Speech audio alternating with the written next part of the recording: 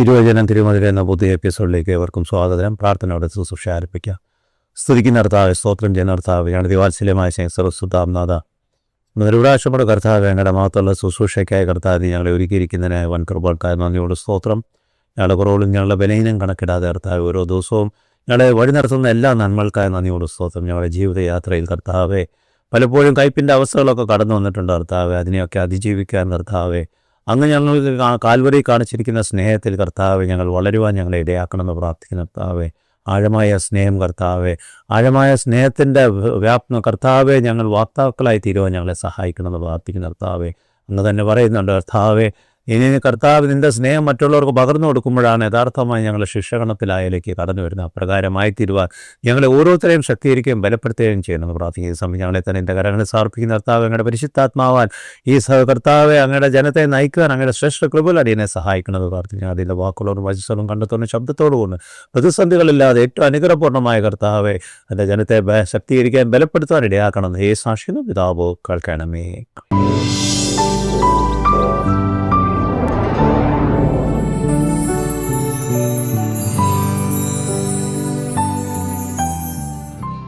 ദൈവത്തിൻ്റെ പൊന്നാമത്തിന് മഹത്വം ഉണ്ടായിരിക്കട്ടെ.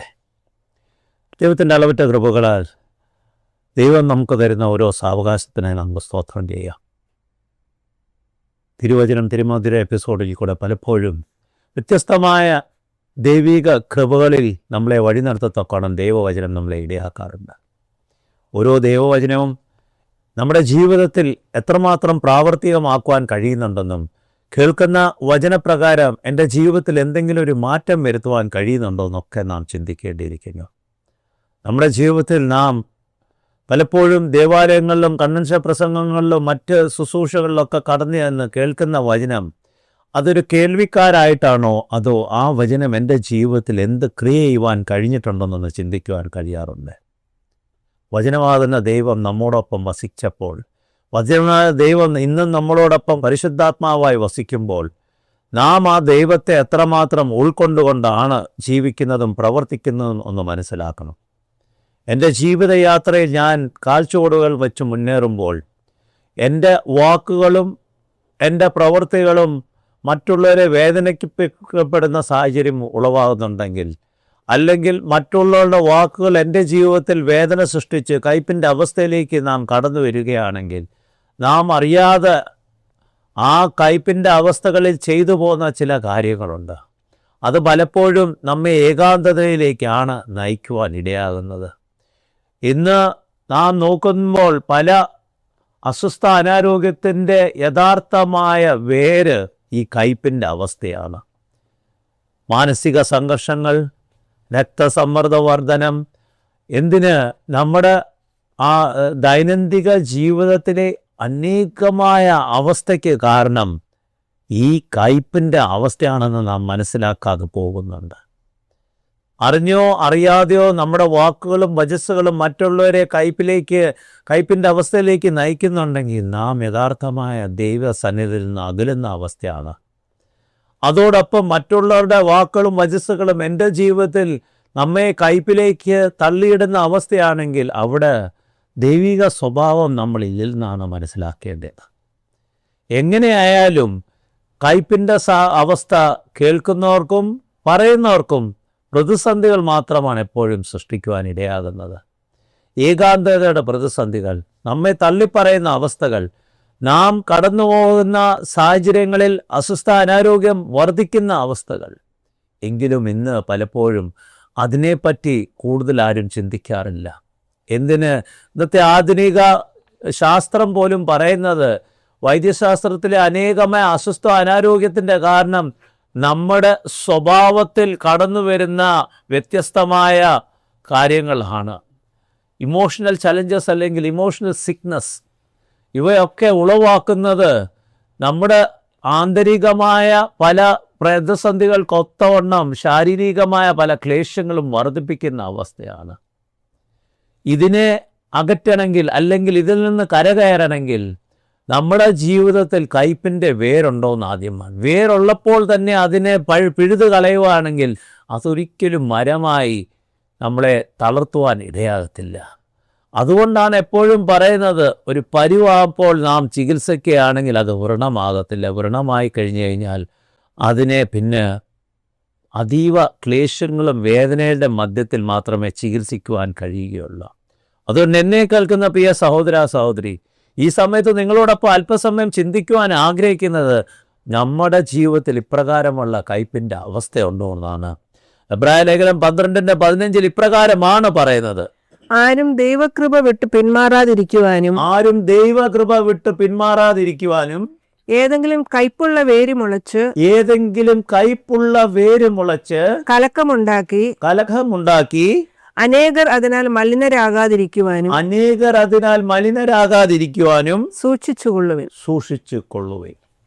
ഇവിടെ പറയുന്നത് കയ്പുള്ള വേര് മുളച്ച് കലഹമുണ്ടാക്കാതെ, അതായത് വേര് മുളയ്ക്കാൻ ഒരു സാഹചര്യം വന്നു കഴിഞ്ഞാൽ അവിടെ കലഹമുണ്ടാകും. അത് നമ്മെ തന്നെയല്ല, നമ്മുടെ ചുറ്റുമുള്ള സാഹചര്യത്തിലും വ്യക്തികളുടെയും ജീവിതത്തിൽ അത് വ്യാപരിക്കുകയും അത് പ്രതിസന്ധികൾ സൃഷ്ടിക്കുകയും ചെയ്യും. നാം ശരിക്കും കയ്പിൻ്റെ അവസ്ഥ ആരംഭിക്കുന്നത് പലപ്പോഴും അസൂയയിൽ നിന്നാണ്. മറ്റ് ഒരു വ്യക്തിയുടെ നന്മകൾ കാണുമ്പോൾ അസൂയ വർദ്ധിക്കുമ്പോഴാണ് മനസ്സിൽ കയ്പിൻ്റെ വേരിന് ഉളവാകുന്നത്. ആ കയ്പിൻ്റെ വേര് മുളയ്ക്കുമ്പോൾ തന്നെ നമ്മുടെ വാക്കുകളും വചസ്സുകളും പ്രതികരണങ്ങളും മറ്റുള്ളവരെ വേദനിപ്പിക്കുന്ന അവസ്ഥയിലേക്കാണ് നയിക്കുന്നതെന്ന് നാം മറന്നു പോകാറുണ്ട്. പഴയ നിയമത്തിൽ നാം യോസഫിൻ്റെ ജീവിത സാഹചര്യങ്ങൾ നോക്കുമ്പോൾ അവിടെ യഥാർത്ഥത്തിൽ ജോസഫിൻ്റെ ജീവിതത്തിൽ കയ്പിൻ്റെ അവസ്ഥയിലേക്ക് നയിക്കത്തക്കോണം അവൻ്റെ സഹോദരന്മാരിടയാകുന്നത് ആദ്യം തൻ്റെ പിതാവ് അവന് അതിമനോഹരമായ ഒരു വസ്ത്രം നൽകുമ്പോഴാണ്. ആ വസ്ത്രത്തിനെ പറ്റി പറയുമ്പോൾ അന്നത്തെ കാലത്തിൽ അവിടെ എല്ലാ പ്രവർത്തിക്കുന്നവരല്ലെങ്കിൽ അധ്വാനിക്കുന്നവരുടെ വസ്ത്രം എന്ന് പറയുമ്പോൾ അരയ്ക്ക് മുകളിൽ വരെയുള്ള നീളമേ ആ ഉടുപ്പിന് കാണത്തുള്ളൂ. പിന്നെ കൈയും പൂർണ്ണ ഇറക്കം, അതായത് മുഴുവൻ ഇറക്കം കാണത്തില്ല. പക്ഷേ യോസഫിന് കൊടുത്തതെന്ന് പറയുമ്പോൾ അരയ്ക്ക് താഴെ മുട്ടുവരെയുള്ള ഒരു നീളമുള്ള ഉടുപ്പും മുഴുവൻ കൈ ഉള്ള നീളമുള്ള ഒരു ഉടുപ്പുമായിരുന്നു. അത് ആ കാലയളവിൽ പറയുന്നത് അവരെ മേൽ വിചാരകരായി നിയമിക്കപ്പെടുന്നവർക്ക് കൊടുക്കുന്ന ഒരു വസ്ത്രധാരണയാണ്. അതായത് അത് കണ്ടപ്പോൾ അവൻ്റെ സഹോദരന്മാർക്ക് മനസ്സിലായി കാണും, ഓക്കെ, എൻ്റെ പിതാവ് യഥാർത്ഥത്തിൽ പിതാവിൻ്റെ അവകാശം നൽകുവാൻ പോകുന്നത് ഈ മകനായിരിക്കുമെന്ന ചിന്ത അവിടെയാണ് ആദ്യത്തെ കയ്പിൻ്റെ അവസ്ഥ ആരംഭിക്കുന്നത്. രണ്ടാമത് നാം നോക്കുമ്പോൾ യോസഫ് കണ്ട 2 ദർശന മൂലമാണ് അവിടെ ആ കയ്പിൻ്റെ വേരെന്ന് പറയുന്ന ഒരു വൃക്ഷമായി അവൻ്റെ ജീവിതത്തിൽ പ്രതിസന്ധി സൃഷ്ടിക്കുവാൻ സഹോദരന്മാരിടയാകുന്നത്. അപ്പോൾ നാം എപ്പോഴും മനസ്സിലാക്കണം, അസൂയയാണ് യഥാർത്ഥത്തിൽ കയ്പിൻ്റെ വേരെന്ന് പറയുന്നത്. അസൂയ വർദ്ധിക്കുമ്പോഴാണ് കയ്പിൻ്റെ വേര് വളർന്ന് മുളച്ച് വലിയ വൃക്ഷമായി മറ്റുള്ളവരുടെ ജീവിതത്തിൽ പ്രതിസന്ധികൾ സൃഷ്ടിക്കുവാൻ അത് ഇടയാകുന്നത്. നാം അവിടെ കാണുമ്പോൾ യോസഫിനെ ഏകാന്തതയായി ആദ്യം കൊല്ലുവാൻ പരിശ്രമിച്ചെങ്കിൽ പിന്നെ വിറ്റ് കളയുന്ന അവസ്ഥ, അതിൽ ഏകാന്തതയിലേക്ക് നയിക്കുന്നൊരവസ്ഥ. കയ്പ് നമ്മളെ ഏകാന്തതയിലേക്ക് മാത്രമേ നയിക്കുകയുള്ളൂ. അത് ചെയ്യുന്ന വ്യക്തികളുടെ ജീവിതത്തിലും ചിലപ്പോൾ ഏകാന്തതയിലാകും, അത് അനുഭവിക്കുന്ന വ്യക്തികളുടെയും ജീവിതത്തിൽ ഏകാന്തതയാകും. എൻ്റെയും നിങ്ങളുടെയും ജീവിതത്തിൽ നാം ആയിരിക്കുന്ന സാഹചര്യങ്ങളിൽ ഇപ്രകാരമുള്ള ഏകാന്തതയുടെ സാഹചര്യങ്ങളുണ്ടെങ്കിൽ നാം ഒന്ന് ചിന്തിക്കണം, അത് യഥാർത്ഥമായി കയ്പിൻ്റെ ആരംഭമാണോ എന്ന്. പലപ്പോഴും നാം മനസ്സിലാക്കാതെ പോകുന്നത്, കയ്പിൻ്റെ അവസ്ഥയിലേക്ക് നാം കടന്നു വരുമ്പോൾ നാം അറിയാതെ തന്നെ നാം ആ വേദനയിൽ നിന്ന് കടന്നു പോകുമ്പോഴും അതൊരു കയ്പിൻ്റെ അവസ്ഥയാണെന്ന് നാം ചിന്തിക്കാറില്ല. നാം ചിന്തിക്കും ഇത് ശാരീരികമായ ക്ലേശങ്ങളാണ്, വേദനകളാണ്, അസ്വസ്ഥതകളാണെന്ന്. യഥാർത്ഥത്തിൽ അത് മാനസികമായി സൃഷ്ടിക്കപ്പെട്ട് ശാരീരികമായി നാം കാണുന്നൊരവസ്ഥയായിരിക്കും. അതിനെ അതിജീവിക്കത്തക്കോണം നാം ഇടയാകണം. നമ്മളെ തന്നെ തകർക്കുക മാത്രമല്ല, വ്യത്യസ്തമായ പ്രതിസന്ധിയിലേക്കാണ് കയ്പ് ഓരോരുത്തരെയും നമ്മളെ നയിക്കുവാനിടയാത്. സദൃശവാക്യം 14:10. ഹൃദയം സ്വന്തം ദുഃഖമറിയുന്നു, അതിന്റെ സന്തോഷത്തിലും അന്യൻ ഇടപെടുന്നില്ല. അതിൻ്റെ സന്തോഷത്തിൽ അന്യൻ ഇടപെടുന്നില്ല. അതായത് കയ്പ് നമ്മളെ ഹൃദയത്തിലാണ് പ്രതിസന്ധികൾ സൃഷ്ടിക്കുന്നത്. പക്ഷെ അതിൽ മറ്റൊരു വ്യക്തിക്കും ഒന്നും ചെയ്യുവാൻ കഴിയുകയില്ല. അപ്പോൾ നാം സന്തോഷത്തോടെ ദൈവിക കൃപയിൽ നിൽക്കുകയാണെങ്കിൽ ആ കൃപ നമ്മളെ ഒരിക്കലും കയ്പിലേക്ക് വഴി നടത്തുവാൻ ഇടയാക്കുക മാത്രമല്ല, നാം ആ സന്തോഷത്തിൽ നമ്മുടെ സന്തോഷം മറ്റുള്ളവരുടെ ജീവിതത്തിൽ സന്തോഷത്തിലേക്ക് നയിക്കുവാൻ ഇടയാകും. അപ്പോൾ മാറായ മധുരമാക്കത്തക്കോണം ദൈവം നമ്മളെ എടുത്ത് ഉപയുക്തമാക്കുവാൻ ഇടയാക്കും. കയ്പിൻ്റെ അവസ്ഥയിൽ നിന്ന് കരകയറണമെങ്കിൽ ആദ്യം നമ്മുടെ ഹൃദയത്തിൽ ആ സന്തോഷത്തിൻ്റെ പൂർണ്ണത വരണം. അത് 1 യോഹന്നാൻ 1:8-9-10 വായിക്കുമ്പോൾ നമുക്ക് പാപമില്ല എന്ന് നാം പറയുന്നുവെങ്കിൽ നമ്മെ തന്നെ വഞ്ചിക്കുന്നു. സത്യം നമ്മളിൽ ഇല്ലാതായി. നമ്മുടെ പാപങ്ങൾ ഏറ്റുപറയുന്നുവെങ്കിൽ അവൻ നമ്മുടെ പാപങ്ങൾ ക്ഷമിച്ച് സകല അനീതിയും പോക്കി നമ്മെ ശുദ്ധീകരിക്കുവാൻ തക്കവണ്ണം വിശ്വസ്തനും നീതിമാനുമാകുന്നു. നാം പാപം ചെയ്തിട്ടില്ല എന്ന് പറയുന്നുവെങ്കിൽ അവനെ അസത്യവാദിയാക്കുന്നു. അവന്റെ വചനം നമ്മിൽ ഇല്ല. ഈ കയ്പിന്റെ അവസ്ഥയുടെ യഥാർത്ഥമായ അവസ്ഥ ഇതുതന്നെയാണ്. നാം നമ്മുടെ ജീവിതത്തിൽ ഒരു പ്രതിസന്ധിയിൽ കടന്നു പോകുമ്പോൾ, അല്ലെങ്കിൽ നാം താൻ മൂലം മറ്റുള്ളൊരു പ്രതിസന്ധി സൃഷ്ടിക്കുകയാണെങ്കിൽ, നാം ആണ് അതിൻ്റെ ഉറവിടമെന്ന് ചിന്തിക്കാതെ ഞാൻ ഇതൊന്നും ചെയ്തിട്ടില്ല, അല്ലെങ്കിൽ എൻ്റെ ജീവിതത്തിൽ ഇപ്രകാരം ഒരു പ്രയാസമില്ലെന്ന് നാം മുഖം മൂടി വെച്ച് ജീവിക്കുകയാണെങ്കിൽ, 1 യോഹന്നാൻ പറയുന്ന പോലെ നാം നമ്മെ തന്നെ വഞ്ചിക്കുന്ന അവസ്ഥയാണ്. ഇന്ന് പലപ്പോഴും നമ്മളിൽ അനേകർ അപ്രകാരം ഒരു വഞ്ചനയുടെ ജീവിതത്തിലാണ്, സ്വയവഞ്ചനയുടെ ജീവിതത്തിലാണ് ജീവിക്കുന്നത്. നമുക്ക് നമ്മളെ തന്നെ, അല്ലെങ്കിൽ നമ്മുടെ ജീവിതത്തിൽ ഈ കയ്പ് ഞാൻ അനുഭവപ്പെട്ടിട്ടുണ്ടല്ലെങ്കിൽ എൻ്റെ വാക്കുകൾ മൂലം മറ്റുള്ളവരുടെ ജീവിതത്തിൽ കയ്പിലേക്ക് അവരെ നയിക്കപ്പെടുത്തിയിട്ടുണ്ടെന്ന് നാം ചിന്തിക്കാതെ നമ്മെ തന്നെ ന്യായീകരിച്ച് വഞ്ചിച്ച് ജീവിക്കുന്ന ഒരു കാലയളവിലാണ് ഇന്ന് അനേകർ കടന്നു പോകുന്നത്. നാം നമ്മുടെ സ്വകാര്യതയിൽ മറ്റുള്ളവർക്ക് കടക്കുവാൻ ഇടയാക്കുന്നില്ലെങ്കിലും നാം അറിഞ്ഞോ അറിയാതെയോ മറ്റുള്ളവരുടെ വാക്ക് നമ്മുടെ സ്വകാര്യ ജീവിതത്തെ തകർക്കുന്ന അവസ്ഥകൾ വന്നിട്ടുണ്ട്. കുടുംബജീവിതം ഛിന്നഭിന്നമാകുന്ന സാഹചര്യങ്ങൾ ഉളവാകുന്നത് മറ്റുള്ളവരുടെ വാക്ക് കേട്ട് അതിനെ ഉൾക്കൊണ്ടുകൊണ്ട് സ്വീകരിച്ചുകൊണ്ട് തനിക്ക് തന്നിരിക്കുന്ന തക്ക തുണകളെ സംശയിക്കുന്ന അവസ്ഥകൾ കയ്പിൻ്റെ ആരംഭം കുറിക്കുന്ന സാഹചര്യമാണ്. നിനക്ക് തക്ക തുണയായി ദൈവസന്നിധിയിൽ സമർപ്പിക്കപ്പെട്ട് കരം പിടിച്ച് നിന്റെ കരത്തിലേക്ക് ആ കരം നൽകി നീ ഒരിക്കലും കൈവിടല്ലെന്ന് പറഞ്ഞ് നമ്മെ അനുഗ്രഹിച്ച് വിടുന്ന ആ ദൈവത്തിൻ്റെ സന്നിധിയിൽ തന്നെ നാം അവരെ അവിശ്വസിക്കുന്ന അവസ്ഥകൾ കടന്നു വരുമ്പോൾ കയ്പിൻ്റെ അവസ്ഥയിലേക്കാണ് നാം കടന്നു പോകുന്നത്. ദാമ്പത്യ ജീവിതം ഇന്ന് അനേകരുടെ ജീവിതത്തിൽ ഈ പ്രതിസന്ധികൾ ആരംഭിക്കുന്നത് ഇപ്രകാരമുള്ള അവിശ്വാസ കാര്യങ്ങൾ കടന്നു വരുമ്പോഴാണ്.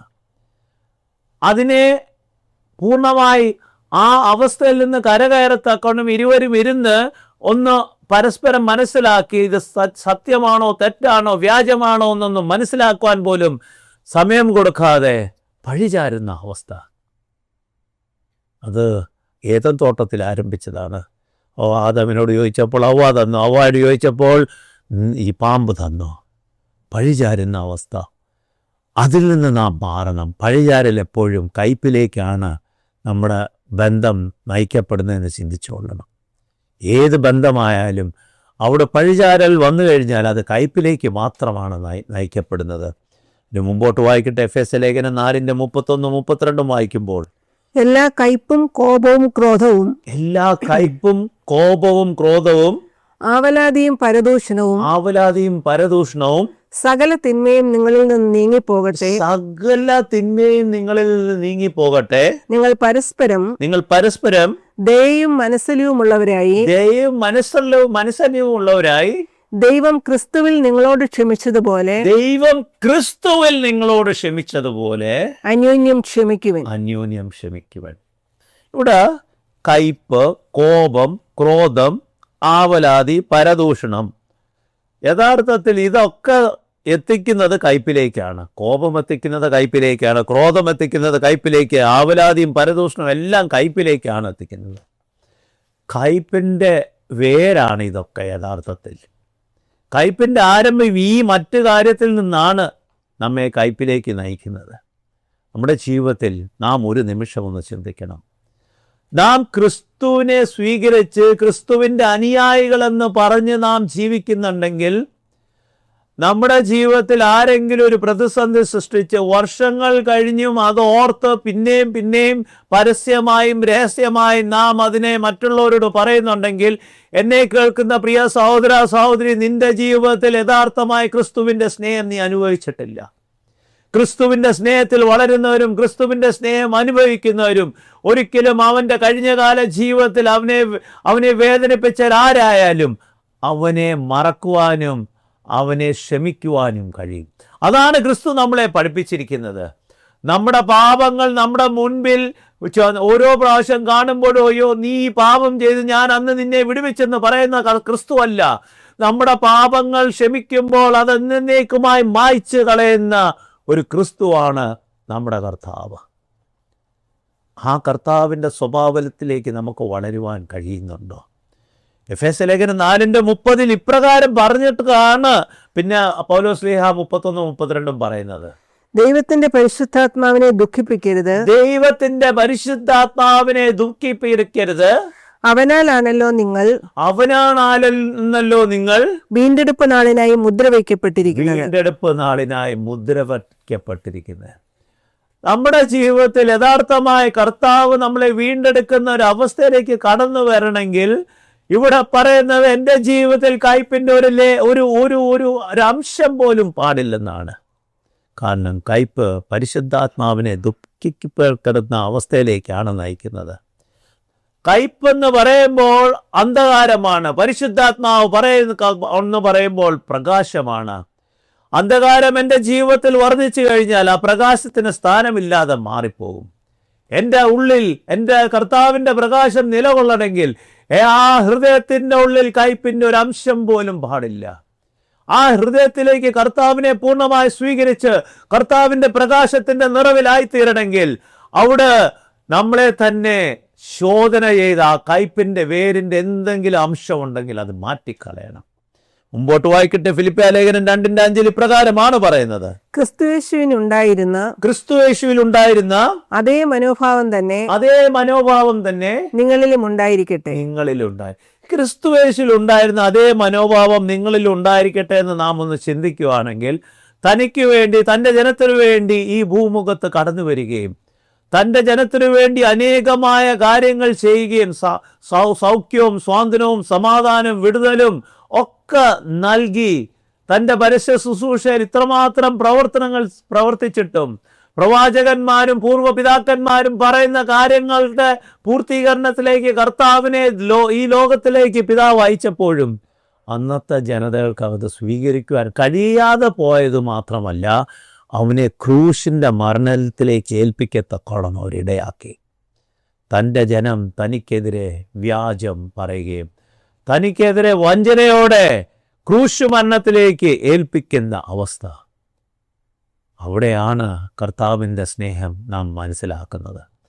കർത്താവ് മറ്റുള്ളവരെ ക്ഷമിക്കുന്നതിൻ്റെ ആഴം മനസ്സിലാക്കുന്നത് അതാണ്. ആ ക്രൂശിൽ കടക്കുമ്പോഴും പറയുന്നത്, ഇവരെന്തെന്ന് ചെയ്യുന്നതെന്നറിയാതെ ഇവരോട് ക്ഷമിക്കണമെന്നാണ്. നമ്മുടെ ജീവിതത്തിൽ അപ്രകാരമുണ്ടോ?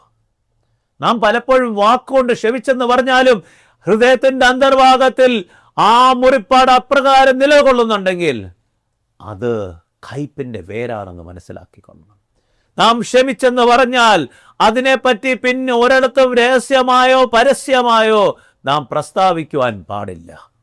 നാം കാണുന്ന സാഹചര്യങ്ങളിലൊക്കെ ഈ വർഷങ്ങൾക്ക് മുമ്പ് എൻ്റെ ജീവിതത്തിൽ ഇപ്രകാരം പ്രതിസന്ധികൾ സൃഷ്ടിച്ച വ്യക്തിയായിട്ട് ഞാൻ അവനെ ക്ഷമിച്ചെന്ന് പറയുന്നുണ്ടെങ്കിൽ, ആ പ്രിയ സഹോദര സഹോദരി, നീ അവനെ ക്ഷമിച്ചിട്ടില്ല.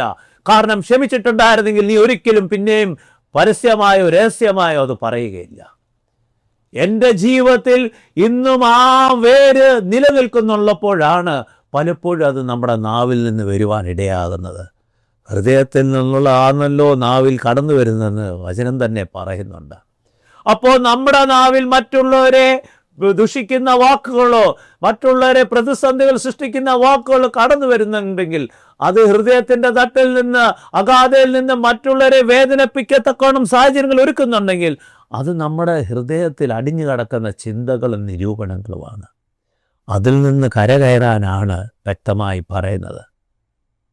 ഹൃദയം ആരാഞ്ഞറിഞ്ഞത് ആരെന്ന് ചോദിക്കുന്ന ആ സങ്കീർത്തനക്കാരൻ ഈ സമയത്ത് നമ്മോട് ആ ഹൃദയം ആരാഞ്ഞറിയത്തക്കോണം ഉള്ള എൻ്റെ കർത്താവും പരിശുദ്ധാത്മാവും നമ്മുടെ കുറവുകൾ ബോധ്യപ്പെടുത്തുമ്പോൾ, നമ്മുടെ വീഴ്ചകൾ ബോധ്യപ്പെടുത്തുമ്പോൾ, ആ കയ്പിൻ്റെ അവസ്ഥ ബോധ്യപ്പെടുത്തുമ്പോൾ അതിനെ അതിജീവിക്കുവാൻ കഴിയുന്നില്ലെങ്കിൽ എന്നെ കേൾക്കുന്ന സഹോദര സഹോദരി, നാം ക്രിസ്തുവിലേക്ക് വളർന്നിട്ടില്ലെന്നാണ് അതിൻ്റെ അർത്ഥം.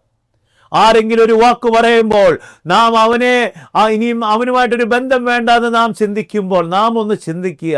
അപ്രകാരം 4 പേര് നമുക്കെതിരെ പറഞ്ഞു കഴിഞ്ഞാൽ നാം നമ്മുടെ ചുറ്റും നാം അറിയാതെ ഒരു വേലി കെട്ടുകയാണ്.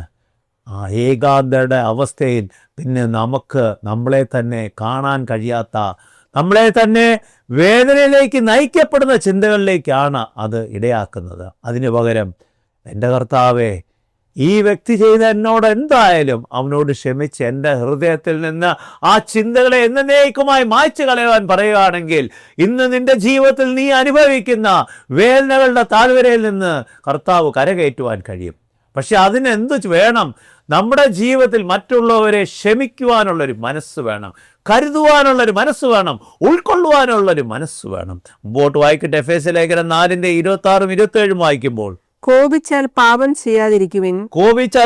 ചെയ്യാതിരിക്കുവിൻ. നിങ്ങളുടെ കോപം സൂര്യൻ അസ്തമിക്കുന്നതുവരെ നീണ്ടുപോകാതിരിക്കട്ടെ. പിശാചിന് അവസരം കൊടുക്കരുത്. ഈ പറയുമ്പോൾ സൂര്യൻ അസ്തമിക്കുന്നത് വരെ നീണ്ടുപോകാതിരിക്കട്ടെ എന്ന് പറയുമ്പോൾ നാം കിടക്കയിൽ കിടക്കുന്നതിന് മുൻപ് എന്തെങ്കിലും പ്രയാസമോ പ്രതിസന്ധിയോ ഉണ്ടെങ്കിൽ അത് ഒത്തുതീർപ്പായി എന്നേക്കുമായി മാറ്റിക്കളയാൻ ഇടയാക്കണം. കുടുംബജീവിതത്തിൻ്റെ ഭദ്രത ആരംഭിക്കുന്നത് അവിടെയാണ്. ചിലപ്പോൾ ഭാര്യ ഭർത്ത ബന്ധത്തിൽ ഒരു വ്യക്തി ഒരു കാര്യം പറഞ്ഞു കഴിഞ്ഞാൽ അത് മനസ്സിലിട്ട് നാം കിടക്കയിലെടുത്ത് കടന്നുപോയി രണ്ടും 2 ദിശയിലേക്ക് നോക്കി കിടക്കുകയാണെങ്കിൽ പ്രഭാതത്തിൽ എഴുന്നേൽക്കുമ്പോൾ ആ കയ്പിൻ്റെ വേര് ഒരു വൃക്ഷമായി നമ്മളെ തകർത്തക്കണം ഇടയാക്കും. അതിനു പകരം എന്തായാലും രാത്രി പ്രാർത്ഥനയ്ക്ക് മുമ്പ് കൂട്ടിരുന്ന് പ്രാർത്ഥിക്കുന്നതിന് മുമ്പ് അതെല്ലാം നികത്തിക്കൊണ്ട് കൈപിടിച്ചെന്ന് പ്രാർത്ഥിച്ച് കടന്നു നോക്കുക. പ്രിയ സഹോദര സഹോദരി, നിന്റെ ജീവിതത്തിൽ ദൈവത്തിന്റെ സ്നേഹം മാത്രമല്ല, ദൈവത്തിന്റെ ദിവ്യമായ സമാധാനം സ്വാതന്ത്ര്യവും അനുഭവമാക്കുവാൻ ഇടയാക്കും. അവിടെയാണ് കയ്പിൽ നിന്ന് കരകയറുവാൻ ഇടയാക്കുന്നത് ദൈവം. പക്ഷെ അതിനായി നാം നമ്മെ തന്നെ ഒന്ന് താഴ്ത്തുവാൻ പരിശ്രമിക്കണം. ഏറ്റവും അവസാനമായ റോമാലേഖനം 12:19-20 വായിക്കുമ്പോൾ, പ്രിയമുള്ളവരെ, നിങ്ങൾ തന്നെ പ്രതികാരം ചെയ്യാതെ ദൈവകോപത്തിന് ഇടം കൊടുക്കുവിൻ. പ്രതികാരം എനിക്കുള്ളതാകുന്നു, ഞാൻ ചെയ്യുമെന്ന് കർത്താവ് അരുളി ചെയ്യുന്നു എന്ന് എഴുതിയിരിക്കുന്നുവല്ലോ. എന്നാൽ നിന്റെ ശത്രുവിന് വിശക്കുന്നുവെങ്കിൽ അവനെ ഭക്ഷിക്കുവാൻ കൊടുക്കുക. ദാഹിക്കുന്നുവെങ്കിൽ കുടിക്കുവാൻ കൊടുക്കുക. അങ്ങനെ ചെയ്താൽ നീ അവന്റെ തലമേൽ തീക്കനൽ കൂട്ടും. അവന്റെ തലമേൽ തീക്കനൽ കൂട്ടാൻ വേണ്ടി നാം ഈ പ്രവർത്തനം, ആ ചിന്തയോട് ഈ പ്രവർത്തനം ചെയ്താൽ അവന്റെ തലമേൽ തീക്കനൽ വരുത്തിയ, അതായത് നമ്മുടെ ഹൃദയത്തിൽ നിന്നും മനസ്സിൽ നിന്നും നമ്മുടെ എല്ലാ ഇതിൽ നിന്നും അവനെ പൂർണ്ണമായി ക്ഷമിച്ച് അതിൻ്റെ ഒരു അംശം പോലും ഹൃദയത്തിൽ ഇല്ലാതെ നമ്മൾ പ്രവർത്തിക്കുമ്പോഴാണ് ദൈവം നമുക്ക് വേണ്ടി പ്രവർത്തിക്കുന്നത്. അത് പ്രവർത്തിച്ചിരിക്കും. പ്രിയ സഹോദര സഹോദരി, കർത്താവിൻ്റെ ജീവിതം തന്നെ നോക്കുമ്പോൾ ക്രൂശിക്കപ്പെട്ട കർത്താവിൻ്റെ ആ യെരുശലേം തെരുവീതിയിൽ വർഷങ്ങൾ കഴിഞ്ഞപ്പോൾ ചോര പുഴയാണ് ഒഴുകിയത്. ദൈവം ന്യായമുള്ള ദൈവമാണ്. പക്ഷെ ആ ന്യായം നമ്മുടെ ജീവിതത്തിൽ അനുഭവമാക്കണമെങ്കിൽ നമ്മുടെ ജീവിതത്തിൽ ഒരു ന്യായം വേണം. ആ ന്യായത്തിൻ്റെ ആരംഭമാണ് ആദ്യം ക്ഷമിക്കുവാൻ പഠിക്കുക. ക്ഷമിക്കുക മാത്രമല്ല, ആ ഒരു വസ്തുവിനെ പറ്റി എന്നേക്കുമായി മറക്കുവാൻ നാം സന്നദ്ധരായിരുന്നു. അതുകൊണ്ടാണ് അതിൻ്റെ 21-ാം വാക്യം റോമാലേഖനം 12:21 ഇപ്രകാരമാണ് പറയുന്നത്: തിന്മയോട് തോൽക്കാതെ തിന്മയോട് തോൽക്കാതെ നന്മയാൽ തിന്മയെ കീഴടക്കുവിൻ. നന്മയാൽ തിന്മയെ കീഴടക്കുവിൻ. ഇന്ന് കയ്പിൻ്റെ വ്യത്യസ്തമായ ജീവിത സാഹചര്യത്തിൽ കടന്നു പോകുന്നെങ്കിൽ, മറ്റുള്ളവർ മൂലം നാം കയ്പിൻ്റെ അവസ്ഥയിലായിട്ടുണ്ടെങ്കിൽ, അല്ലെങ്കിൽ നാം മൂലം മറ്റുള്ളവരെ കയ്പിൻ്റെ അവസ്ഥയിലേട്ടോ ആക്കിയിട്ടുണ്ടെങ്കിൽ, ഈ സമയത്ത് നമ്മളെ തന്നെ ഒന്ന് ശോധന ചെയ്യുക. എവിടെയാണ് ഇതിൻ്റെ ആരംഭം കുറിച്ചത്? എന്തുകൊണ്ടാണ് ഇപ്രകാരം ഒരു സാഹചര്യത്തിലേക്ക് ഞാൻ കടന്നു വന്നത്? ആരായാലും അവരോടും നമുക്കൊന്ന് ക്ഷമിക്കുവാൻ, അവരെ ക്ഷമിക്കുവാൻ, അവരോട് ക്ഷമ ചോദിക്കുവാൻ നാം തയ്യാറായി ആ കയ്പിൻ്റെ അവസ്ഥയിൽ നിന്ന് കരകയറുവാൻ ആഗ്രഹിക്കുന്നുണ്ടെങ്കിൽ നമ്മുടെ കനകളെ ഉണക്കി നമുക്കൊന്ന് പ്രാർത്ഥിക്കാം. സ്തുതിക്കുന്ന കർത്താവേ, സ്തോത്രം ചെയ്യുന്ന കർത്താവേ, അന്ന് കാൽവരി ക്രൂശിൽ കാണിക്കും ആ സ്നേഹം മറ്റുള്ളവരോട് കാണിക്കുവാൻ, അപ്രകാരം ക്ഷമിക്കുവാൻ, ഉൾക്കൊള്ളുവാൻ അങ്ങയുടെ കൃപ ഞങ്ങളുടെ മേൽ വ്യാപരിക്കണമെന്ന് പ്രാർത്ഥിക്കുന്ന കർത്താവേ, ഞങ്ങൾ കടന്നു വന്ന പലവിധ ശാരീരിക റിലേഷനുകളും മാനസിക സംഘർഷങ്ങളും അതിൻ്റെ ഒക്കെ ആരംഭം ഞങ്ങളുടെ ജീവിതത്തിൽ ഞങ്ങൾ മൂലം ഒരുക്കിയിരിക്കുന്ന കയ്പിൻ്റെ വേരാണെന്ന് ഞങ്ങളോട് ബോധ്യമാക്കി തന്ന കർത്താവേ, ആ കയ്പിൻ്റെ വേര് ഞങ്ങളുടെ ജീവിതത്തിൽ നിന്ന് എന്നേക്കുമായി പറിച്ചു കളയുവാൻ ഞങ്ങളുടെ കൃപ വ്യാപരിക്കണമെന്ന് യേശുവിൻ പിതാവ് കൽക്കണമേ. ദൈവം നമ്മെ അനുഗ്രഹിക്കട്ടെ.